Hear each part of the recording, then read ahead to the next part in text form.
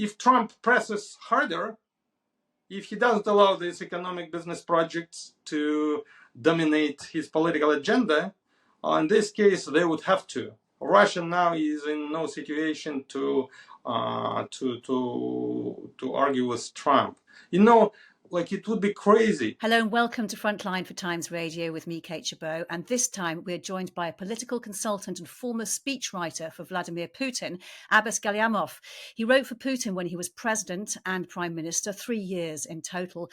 But he went into self-imposed exile when authorities began to clamp down on free speech and has now been given an 8-year prison sentence in absentia for his criticism of the war. Abbas, welcome back. Since we last spoke, you've been given that prison sentence in Russia. How did you hear about it, and can you tell us more about it? Well, the penalty is traditional. I'm not the first one. It's already I think several hundred people were sentenced to these things. Some of them are inside of Russia and they actually went to jail. Some of them are more lucky, like me, who are outside of the country and who are free. It's the same criminal article of the criminal code which they introduced in the first days of the war, as soon as they found out that the resistance against the war was growing and the war failed to end up quickly, how they were planning originally. So they introduced these changes into the criminal code. They were really in a hurry. The lower chamber voted 3 hearings in one day, in fact in several hours, and the next day the upper chamber voted and the president signed, so they were very fast about it. And after this is like machine. They don't need any proofs. It's like, it's Russian court, it's not British court. So it's pretty simple now. And how did you react when you found out about it? Well, I wouldn't say I was happy, but on the other hand, I got so many congratulations from people I know, people I don't know, that, I felt like it would be strange to be sad about it. When everybody's congratulating you, everybody's telling, hey man, we are proud of you, we respect you. Well, you can't be unhappy when everyone is congratulating you. So ultimately, I ended up being pretty much okay. And great to know that you are safe from where you're speaking to us now. And we are speaking as Putin prepares to mark the 80th anniversary of Victory Day with an annual parade in Moscow. We're speaking on the Thursday. It's happening tomorrow. Well, when this goes out, it'll probably be about to happen. What image do you think he will be looking to show the Russian public and the world? His main task from the point of view of domestic politics is to connect that victory from that war to current events of the 80 years ago to what is happening now. Because, it's extremely important project for him, frankly speaking, because what he's doing now is absolutely horrific and impossible to imagine from the point of view of the values of the 21st century. But when you put this event into the context of the history of 80 years ago, it looks totally different. We are not the only one. Well, people at that time, they were waging wars, conquering territories, Hitler, Mussolini, fascism all over Europe. Nothing is special. 1 million people died. Well, yeah, this is life. It happens. So that's why he is extremely interested in history. I think it's really hard to imagine for an outsider how much attention is paid by Russian propaganda to historic events. The main one being that victory, of course, because it's the peak. The Russian history is portrayed as a huge mountain, definitely the highest in the world. That's why they hate the idea of Trump telling America was number one who delivered this victory. It was really big trolling against Putin, but Putin doesn't object. He's afraid to argue with Trump. I'm sorry for off topic. So it's like a huge mountain, definitely the biggest in the world, the most glorious, the most visible, the best. And the peak of this mountain is this victory. So, like, it's really impossible to imagine. Like, for example, he is delivering his annual speech to the parliament, which is like strategic document for the year, and it was like 1 or 2 years ago. And task number one, which he says is going to be like what the country should achieve, is to prepare for the celebration of the next jubilee of the Victory Day.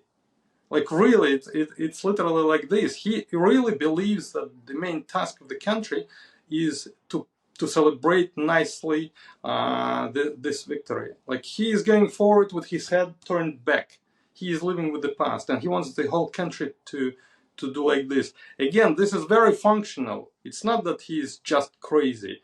No, he is trying to take current political situation and dip into the context of the previous times. That's his project.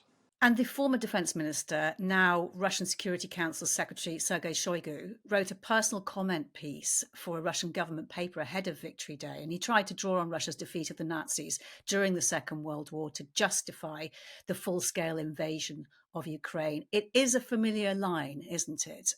But the Institute for the Study of War is saying he's trying to form this new ideology to validate any future military conflict against the West. I mean, is it a new ideology, or is he just expanding on the existing one? It's a mixture. He's using the events from the past to justify the events which are happening now and which will be happening in the future.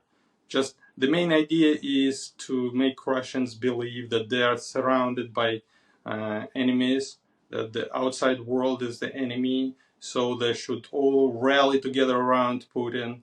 Well, this is the main task, actually. That's why he started this war.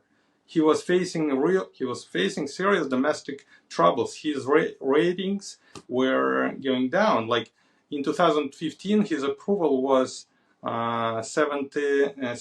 Sorry, his electoral rating was 76. 2015. By January 2020, it fell down to 45. 76, 45. Quite a big drop. After this, this company FOM, which was the only one in the country which was publishing electoral ratings, they just stopped publishing it because the decrease was so acute and so unpleasant. So that's why he needed to put people together, and he was looking for outside enemy. If there had been no Ukraine, he would have found somebody else. It could be Georgia, Moldova, Kazakhstan, Poland, Finland, Estonia, whatever. And definitely they are planning that after they finish with Ukraine, who is going to be the next victim. I'm not telling that they would necessarily attack, well, because they have a lot of problems in economics, in politics. Like the Russian population in general, the mood is very gloomy. They're very, very sad. Like, people, like, they hate it. They don't like it. So he cannot wage these wars forever. But he doesn't want to stop them because he is afraid that as soon as he stops this, the process of deconsolidation would start and lead to serious troubles. So he is facing a hard choice. There are pros and cons. A lot depends on Trump. If currently Russia is not in such a strong position as to to make Trump their enemy. Like, okay, they did it with Biden, because at that time, back in 2022, they still believed their army was like far more superior, and their economics was much more powerful. Now they understand that the army is not like very impressive. They cannot win Ukraine. That their economics is like really facing serious problems, and so it's really like blessing that Trump appeared, who doesn't view Putin as his enemy. So they really don't want to fall out with Trump. But if they feel that Trump has serious conflict with Europe, and he's not going to defend Europe, well, then it would be like a really good target. They might think this way. At least now they are talking about it a lot. Russian elites now are more or less consolidated with regard that yes, we can afford. They are sure that like if we start against Estonia, neither NATO nor America would intervene. So, like this. Are you hearing this from Russia itself? I mean, through your contacts? Yes. I was working there for a long time, so I still have some contacts. And what are they saying exactly? Well, they're telling that before Trump came, the mood in the elites was really, sour. Like they were pessimistic. They knew that they were heading in the wrong direction, and they didn't see the chance how to turn away, because they couldn't stop the war before they win it, and they cannot win it. So they continue, and it's getting worse and worse. So they were moving in the same direction in which Russian Empire was moving 100 years ago during the First World War, which, as we know, became quickly, within 3 years, became unpopular and then ended up in a revolution. So they were very sad about it. But after Trump came to power and negotiations started, they really like their shoulders are wide again. They're again hoping that they found established good contacts. Kirill Dmitriev, who is Witkov, they established good contacts. They are buying Trump's loyalty, that's they're telling, because there are a lot of nice economic projects which they're offering Witkov, gas, oil, rare earth materials, whatever. So they are now pretty confident that they would somehow manage to do both things, to continue the war, this one, the next one, and at the same time to keep contact with Trump and avoid conflict with America. That's how they're going to do it. And Abbas, I'm just drawing on your former career. You wrote Putin's second Victory Day speech in 2001, didn't you? And you told me last time there was an important change in the messaging at that time, because then you wrote that not every nation has a victory of this scale in his speech. And it was the first time that the end of the war was being portrayed purely in Russian terms, is that right? Not as an Allied victory. Why the change then? Well, Russia was moving. Russia was by that moment was disappointed in democracy, liberalism. That's how they viewed. We dissolved Soviet Union. We became friendly. We wanted to become part of the West, and what we met, our living standards are decreasing. They are enjoying the fruit of their victory in this Cold War, and we are just losers. So democracy is a bad thing and not reliable thing. And what we came across was like a new type of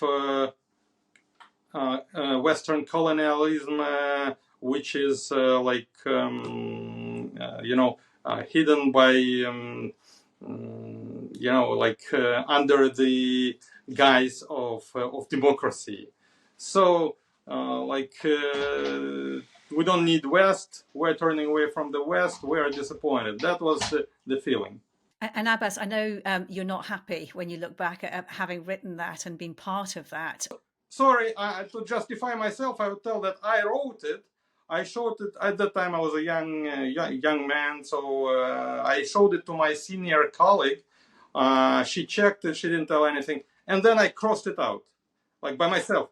And the next day, she's coming up to me and telling, "Look, this phrase is so important that I'm taking it from you to insert it into his main speech." I was writing a speech of secondary importance. I'm telling her, "Okay, you can do it because I already crossed it out." She's telling, "Wow, how could you do it?" And they took it, and so it started living without me. So you didn't want it to happen. You wanted to redact it, and it went out anyway. The text is driving you. You are when you are writing, it's you are driven by the language, by the sense of history. So it came out, and then I gave a second thought, a third thought, and I crossed it out. So were you aware at the time that there was this nationalist agenda developing? I had We, not me alone. Some of us, we had the feeling that it looks like as if we are moving this way, but it seemed so far away, so we were pretty sure that of course we wouldn't go all this way. How could it be with all this history of Stalinism and repressions and millions of people ending up in prisons and killed after all these 70 years of totalitarian regime? How could we go back? It seemed like this. So yes, some of the steps, we needed a certain amount of consolidation. The political system was really deconsolidated, and it's not normal when the law is not being executed, when the presidential decree is signed and nobody is taking care. The system was not governable at all. So originally it seemed that what Putin was doing was quite logical, although yes, in some cases when he started fighting free speech, it was not like we already cringed. So it was a complicated process. Yeah, indeed, and it is what forced you to actually leave your home country. I'm just interested to bring things up to date now, and to coincide with this Victory Day, Putin has declared this unilateral 3-day ceasefire. How much do you think that you've spoken about how important the parade is to Putin? How much damage do you think these sustained drone attacks will have done to his personal pride in the days running up to this parade? Oh, of course, it was a huge blow on to his message, his image, his the way he's portraying the situation. The way he's presenting it is that like Ukraine is on the brink of collapse. We are winning. Like it's just a matter of several months, and we are completely victorious. This is the year of, again, he's going back into history. This year, the year of 80 years, big anniversary. Since that victory would be the year of our victory, our next glorious victory, which is the same, similar to that victory. So he is like standing on this, and all of a sudden, like Ukraine is showing who is the master. Like, of course, it's like a huge blow. And how do you think President Xi will interpret it? He's guest of honor, isn't he, in Moscow? How will these repeated attacks influence his point of view and influence his opinion? Well, definitely, the Chinese are the people that respect strength. So when they see that you are strong, you are winning, they respect your point of view. They respect you more. If they see that you are not winning, well, your arguments are not so convincing. But now, Putin has got some some cards to play. This is Trump. See China. They see that. Trump wants to take Putin, who is now Chinese junior partner, and to take to himself. And the Chinese are getting nervous. Otherwise, Xi would never have come to this parade. I'm pretty sure. He came because the situation changed because of Trump. He doesn't want a united front to Russia, Putin and Trump, Russia and America against China. So he came to discuss some issues, which what Putin wants to get from China, starting with the Korean soldiers and ending up selling gas, Russian gas, which Europe stopped buying, selling it to China, because before for 3 years the Chinese were refusing to buy it at the price Putin wanted to sell it. They wanted the price to be Russian domestic price, which is much lower. So now they are telling that Xi is ready to increase price. So they have a lot of things to discuss, and that's why I'm telling that in spite of all this military failures, Putin still has got some cards to play.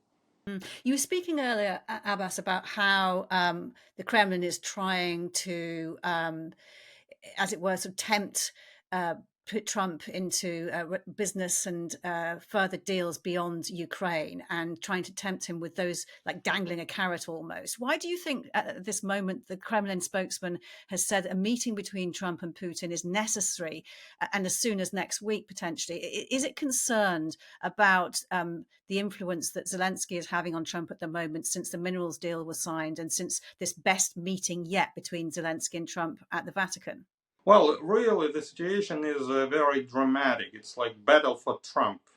Trump occupied the height, the ground, and he's like now in the center of the situation, and he's looking happily how both Russia and Ukraine are trying to cajole, like trying to convince him, to tempt him with something, and coming to him with all these offerings. And recently Putin, and his entourage, they got nervous, because if like 1 or 2 weeks ago it seemed to them that they already won Trump, now all of a sudden they see that no, he turned out to be a little more unpredictable than we thought. And now he's turning towards Zelensky, him and his team. Trump is like, he's on one side, he's a politician, on the other side, he's a businessman. So Trump, the businessman, he was tempted by Russia. This Kirill Dmitriev offered a lot of interesting economic business projects at very reasonable, convincing prices. Also, they offered some diplomatic offerings to Trump, like, okay, Russia is ready to change position with regard to Middle East, to make it more pro-American, because for Russia, Middle East is much less important than Ukraine. So it's like exchange. Okay, we are ready to stop supporting Iran as much as we were doing before with regard to this nuclear program, but you please give us Ukraine. So previously this bargaining seemed logical, and Trump the businessman, he was like happy about it. But Trump the politician, he wants this war to end. He promised it. The whole world saw it. And now Russia sees, with a lot of unhappiness, I would say, it sees that Trump the politician starts like prevailing over Trump the businessman. So it's a very dynamic, very complicated situation, and that's why they are trying to speed up the process. So, everyone talks about what cards people have in their hand to play, or have done ever since that Oval meeting at the White House, the Oval meeting between Zelensky and Trump. Does Putin have any cards to play in terms to appeal to Trump, the businessman? Sure, yes. He's got a lot of business projects, and they are discussing it. From what I know, at least 3 projects there are already like agreed upon by both parties, and they're now being developed. Number 1 is selling Russian natural gas to Europe. They are telling that, like rumors are in Russia, that Chevron would be doing it. Chevron would be buying Russian oil, Russian natural gas at the price which is domestic Russian price, which is low, and selling it, and it will be already American gas, not Russian gas. It will be selling it to Europe. Germany is objecting, but Witkoff is like really working on this project. Project number 1 is 3 oil refineries which belong to Rosneft, a Russian state-owned company. They are going to sell it to Chevron too, they are telling. And number 3 is so-called Vostok Oil. This is the project of oil extraction in the north of Russia, Arctic region of Russia. They're telling it will be also Chevron and Halliburton. So the rumors say so. And again, it will be like exchange of technology versus oil, and the rate of exchange will be very comfortable for Americans, as they are telling. So some more projects regarding gold extraction, nuclear energy, nuclear materials, rare earth materials, they're also being discussed. So do you think you'll see the Russians at the negotiating table anytime soon? Well, that depends on Trump. If Trump presses harder, if he doesn't allow these economic business projects to dominate his political agenda, in this case, they would have to. Russia now is in no situation to argue with Trump. You know, like it would be crazy. Trump agreed with the main project, the main thing which Putin put as the chief excuse for this war, this NATO issue. Trump told that, okay, Ukraine would not be part of NATO. After this, starting conflict with Trump, and Trump, if he is angry, he might do whatever we see. He might do whatever he wants. He might start the process of actual acceptance of Ukraine into NATO. And it would be total political defeat, utmost defeat for Putin. It was in his hands. Yes, but instead of writing the peace agreement quickly, he started taking territories. It's as if Russia needs territories. Russia is such a tiny country; it needs territories. You understand? So it's so illogical that I think I'm pretty sure that Putin wouldn't risk arguing with Trump. He would try to cajole Trump, to seduce him, to offer him a lot of things here. Not only, but please just give me Ukraine. You can get everything. And the 80th anniversary of VE Day is a time for reflection as well as sometimes celebration, the end of the war in Europe. And also a time to think about the cost of freedom and the numbers of lives that have been lost. And when you bring that to today's current situation, I'm just interested to know, given the fact that the General Staff of Ukraine's armed forces have said that more than 960,000 Russian troops have been killed or wounded in the war since February 2022. Why is there not a greater pushback from the Russian public, and why does there seem a tolerance of this? Well, you should understand, it's highly repressive society. You just cannot raise your voice. You would immediately end up in jail. And Russian jail is not the place where you want to end up. Navalny could tell you. So it's why didn't German argue with Hitler? Why didn't Italians revolt against Mussolini? Why didn't Russians revolt against Stalin? And civil society is defenseless against a highly totalitarian regime. But I'm telling you, the majority of Russians, they don't support this war.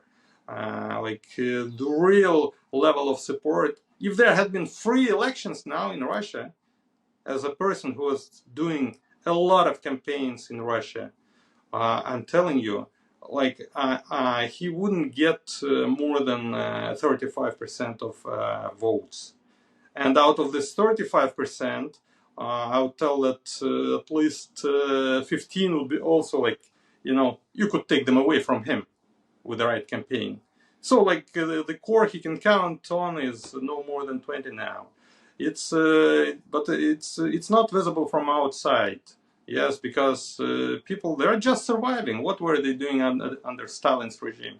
People were just trying to avoid troubles. People are like this, very few want to be heroes. And Abbas, on a personal note, would you like to go back to Russia one day? And do you think you'll be able to do so in your lifetime? Well, I'm much younger than Putin, and I'm absolutely sure that his regime would collapse after he goes, maybe even before, because it's so unnatural. It makes, the normal regime should make people happy. It makes people unhappy. I mean, even the supporters, they're not happy. So it's so unnatural that it would definitely collapse. Maybe even peacefully, like it happened with Franco regime after he died in Spain, and just literally overnight, within the matter of 3 years, something like 4 years, Spain became democratic without much bloodshed, without actual bloodshed at all. It's moving now towards in this direction. Russia is moving in this direction, although it's not visible yet, because Putin is really discrediting all these things he put on his banner, all this strong hand, patriotism, the outside world is enemy. All these things, they are being discredited right now. and sooner or later it'll be over. So definitely I will come back. And just finally, Abbas, if you were able to write a speech now that could change the course of history, who would it be for, and what would you write? Like radical revolution, so far it failed. Navalny was murdered, and a new leader hasn't yet arisen. So it's somebody who is now inside of Putin's entourage. It's like, till 1985, nobody could tell that Gorbachev would become the person who would dismantle the system. And when Franco was appointing his successors, he was absolutely sure that those were loyalists, loyal Frankists. They were. But then they changed everything. So it's somebody there inside the system, and this is the I will tell you, the majority of them, the majority of the Russian elites, they don't like what is happening. They don't like all this fascism. Like they like corruption. They like lavish lifestyle. They love the idea of being able to travel to London, to buy an apartment in London, to go to Nice, to buy a yacht, to travel between Corsica and whatever, Sardinia. So this is what they want, and Putin's regime is, I'm telling you, absolutely unnatural. So the change would most probably come from inside the regime. Does that mean that you don't have somebody you'd like to write for? No, why? With pleasure. I don't want just to tell the names, because it's easy to be offended, to be deceived, to be mistaken. Like in 1993, in 1983 or 1984, I didn't know that it would be Gorbachev in 1985, right? He was just another member of this party, and then all of a sudden he did what he did. Well, listen, you'll have to come back and tell us when you can tell us who you'd like to write for, or if in fact you do one day. But in the meantime, it's been great talking to you, and stay safe. Thank you very much for your time. Thank you very much. Bye-bye. You've been watching Frontline for Times Radio with me, Kate Chabot. If you'd like to be the first to get exclusive content, you can sign up for membership with the link below. You can also listen to Times Radio for the latest news or read it on thetimes.com.